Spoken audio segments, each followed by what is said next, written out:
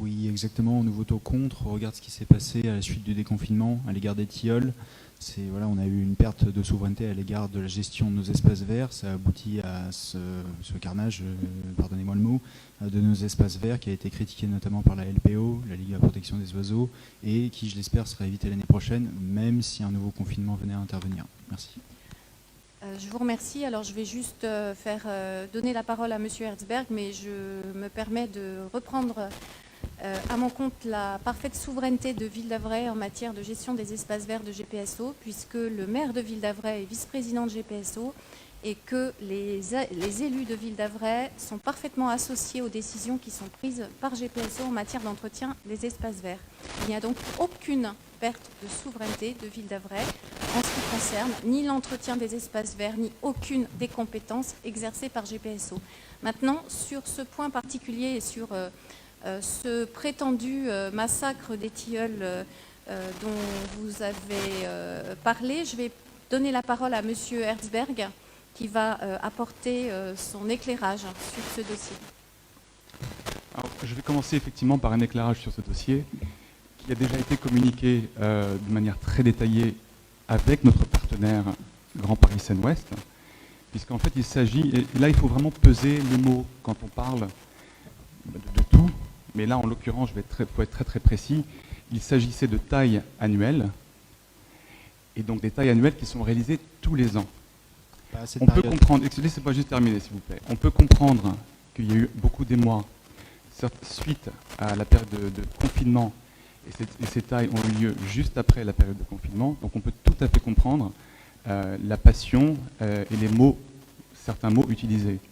Mais la réalité, et là il faut vraiment, vraiment utiliser les bons mots par rapport à ce dossier, ce sont des tailles annuelles, des tailles en rideau, qui ont plusieurs objectifs.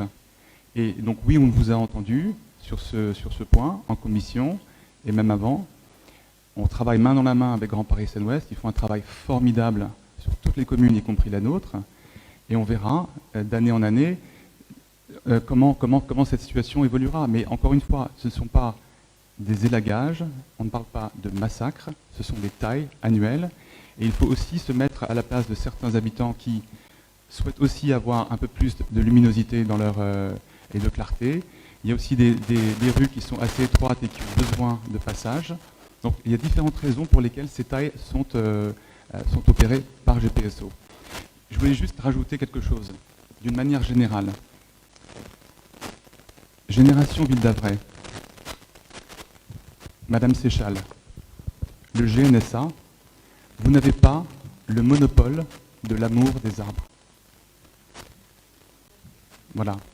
Nous aimons autant, avec nos partenaires institutionnels, avec GPSO, avec l'ONF, avec toutes les associations avec lesquelles nous travaillons depuis de longues années, comme Arbre, comme EFR, comme l'ADEVAM, comme les Amis de la Forêt de Fausse-Repose, avec tous ces partenaires.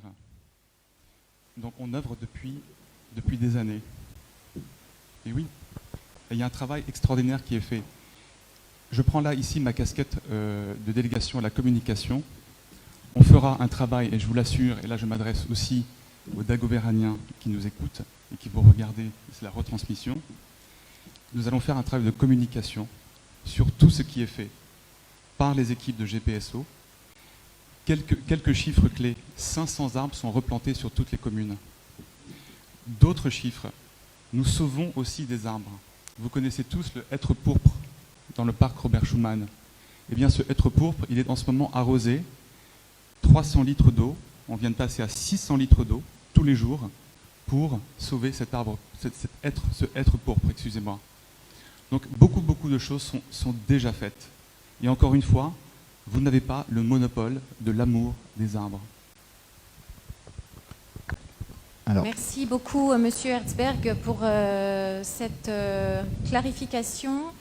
Y a-t-il d'autres demandes de prise de parole avant que nous passions au vote? Monsieur Pesti, vous voulez ajouter quelque chose? Oui, évidemment, nous n'avons pas le monopole de l'amour des arbres. Heureusement, ça serait un petit peu restreint.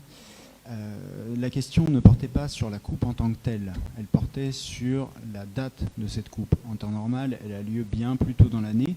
Et là, elle est intervenue suite au confinement, sans regard pour la réalité de l'arbre, la réalité biologique. Et ça a conduit à voilà, ce qu'on disait, un massacre au niveau des tilleuls. Évidemment, le terme est fort, mais c'est pour souligner que ça n'aurait pas dû avoir lieu à ce moment-là. Si ça avait été fait en février-mars, pas de souci, c'est fait chaque année, c'est ce que vous disiez. Mais là, c'était trop tard. Ce n'était pas le moment, ça met en danger les arbres, ça met en danger la faune et la flore qui va autour. Merci beaucoup.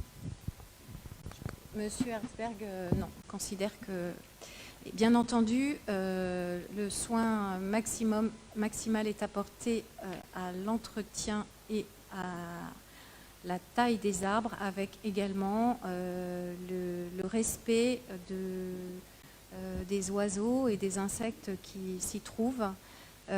Effectivement, le confinement a sans doute eu un impact sur le calendrier, mais cette taille, c'était une taille nécessaire, elle était saisonnière et elle a été faite dans les règles de l'art par les agents de GPSO.